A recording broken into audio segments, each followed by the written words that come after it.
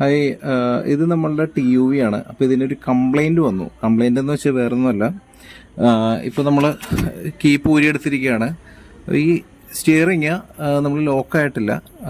അപ്പോൾ രണ്ടാമത് നമ്മൾ കീ ഇട്ടിട്ട് നമ്മൾ ഇഗ്നീഷനിലേക്ക് തിരിക്കാൻ നോക്കി കഴിഞ്ഞാൽ കീ എന്ത് ചെയ്താലും ആവില്ല.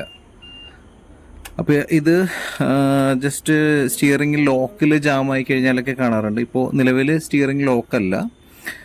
ഇതിൻ്റെ പ്രോബ്ലം എന്താണെന്ന് വെച്ചാൽ നമ്മൾ എന്ത് ചെയ്താലും ഇതിങ്ങനെ തന്നെ നിൽക്കത്തുള്ളൂ. അപ്പോൾ അതിനുള്ളൊരു വഴി എന്താണെന്ന് വെച്ചാൽ, അല്ലെങ്കിൽ അതിൻ്റെ ഒരു റീസൺ എന്താണെന്ന് വെച്ചാൽ, ഇതിൻ്റെ കീ സിലിണ്ടർ കംപ്ലൈൻ്റ് ആയതാണ്.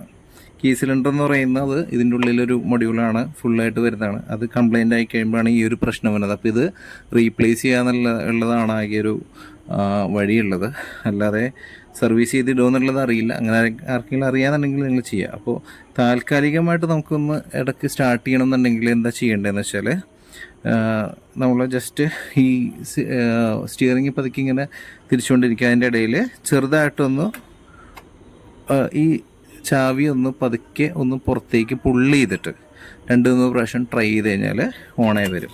ഇപ്പോൾ ഇതെടുത്തു, രണ്ടാമത് ഇട്ടു, തിരിക്കാൻ നോക്കി നടക്കില്ല. അപ്പോൾ എന്ത് ചെയ്യണമെന്ന് വെച്ചാൽ, ഞാൻ നേരത്തെ പറഞ്ഞ പോലെ സ്റ്റിയറിംഗ് ഒന്ന് പതുക്കെ തിരിച്ചു കൊടുക്കുക. അതിൻ്റെ കൂടെ ചെറിയൊരു പുള്ള്, അതായത് പുറത്തേക്കൊരു പുള്ള് കൊടുക്കുക. ജസ്റ്റ് പുറത്തേക്കൊരു പുള്ള് കൊടുത്തിട്ട് തിരിച്ചു കഴിഞ്ഞാൽ വണ്ടി സ്റ്റാർട്ടാവും. വേറെ കുഴപ്പങ്ങളൊന്നും കാണിക്കത്തില്ല. പക്ഷേ ഇത് ഇങ്ങനെ വെച്ചുകൊണ്ടിരിക്കാനും പാടില്ല. ഇങ്ങനെ ഒരു പ്രശ്നം വന്ന് നമ്മളിപ്പോൾ വഴിയിലൊക്കെ പെട്ടുപോയി കഴിഞ്ഞാൽ മാത്രം ചെയ്യാവുന്നൊരു കാര്യമാണത്. അല്ലാതെ ഇത് വെച്ചിട്ട് ഓടിക്കാനായിട്ട് നിൽക്കരുത്, റിസ്ക്കാണ്. എപ്പോഴും ഇതുപോലെ ഓണാവണം എന്നില്ല.